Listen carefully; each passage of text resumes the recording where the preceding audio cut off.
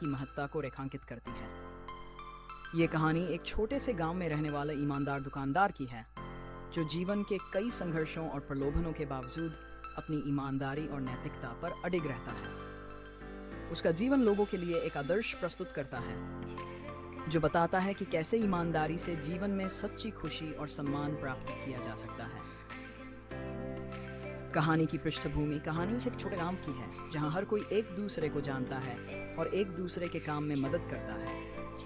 इस गांव में हर दिन का जीवन सरल और शांति से भरा हुआ होता है। इसी गांव में रमेश नाम का एक आदमी रहता है, जिसकी एक छोटी सी दुकान है। गांव के लोग उसे प्यार से ईमानदार दुकान वाला कहते हैं। रमेश की दुकान में ज़रूरी सामानों के अलावा बच्चों के खिलौने, मिठाई और गांव में रोजमर्रा की ज़रूरतें भी मिलती हैं।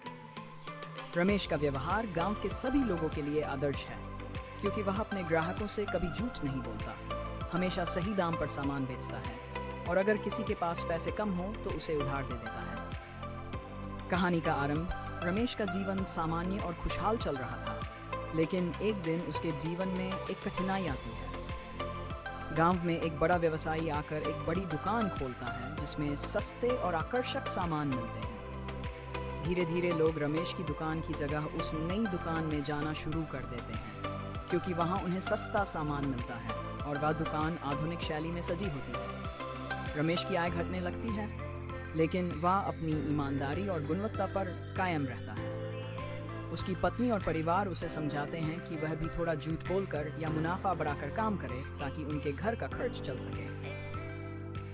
लेकिन रमेश का मन इस बात के लिए राजी नहीं होता और वह अपने परिवार से कहता है कि ईमानदारी से कमाई गई रोटी का स्वाद सबसे मीठा होता है।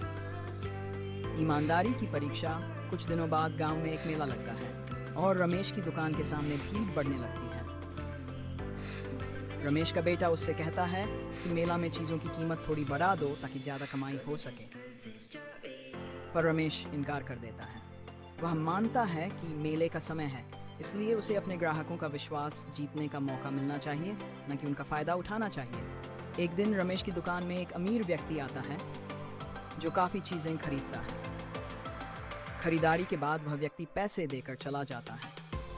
रमेश बाद में गिनती करता है तो उसे महसूस होता है कि व्यक्ति ने अधिक पैसे दिए हैं। रमेश दौड़कर उस व्यक्ति को ढूंढने निकल पड़ता है और उसे उसका अतिरिक्त पैसा लौटा देता है। व्यक्ति उसकी ईमानदारी से प्रभावित होकर उसे इनाम देना चाहता है, लेकिन रमेश इसे स्वीकार नहीं करता। वह कहता है, ईमानदारी का इनाम किसी से लेना मेरे उसूलों के खिलाफ है।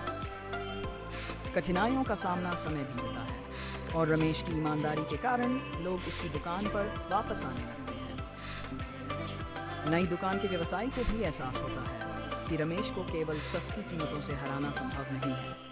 वह रमेश से प्रतिस्पर्धा करने के लिए उसे विभिन्न तरीके अपनाने की सलाह देता है, पर रमेश उससे साफ इनकार कर देता है। इस बीच रमेश की आर्थिक स्थिति धीरे धीरे सुधरने लगती है और उसका सम्मान गांव में पहले से भी बढ़ जाता है। कहानी का अंत रमेश की सच्ची ईमानदारी और निष्ठा ने उसे गांव का सबसे प्रिय दुकानदार बना दिया था। धीरे धीरे नई दुकान के मालिक को भी एहसास हुआ कि लोगों का दिल जीतने के लिए केवल सस्ते दाम ही नहीं, बल्कि ईमानदारी और विश्वास की भी आवश्यकता होती है। उसने भी रमेश से प्रेरणा लेकर अपनी दुकान में ईमानदारी का मार्ग अपनाया। रमेश की ये कहानी हमें यह सिखाती है कि चाहे कितनी भी कठिनाई आए, लेकिन अगर व्यक्ति अपनी ईमानदारी और सच्चाई पर टिका रहे, तो अंततः उसे सम्मान और सफलता अवश्य मिलती है। रमेश जैसे लोग समाज को एक नई दिशा और प्रेरणा प्रदान करते हैं, जो हमें जीवन में सच्चे और ईमानदार रहने की शिक्षा देते हैं। इस प्रकार ईमानदार दुकान वाला की कहानी ये संदेश देती है कि सच्ची खुशी और संतोष धन दौलत में नहीं, बल्कि ईमानदारी और सच्चाई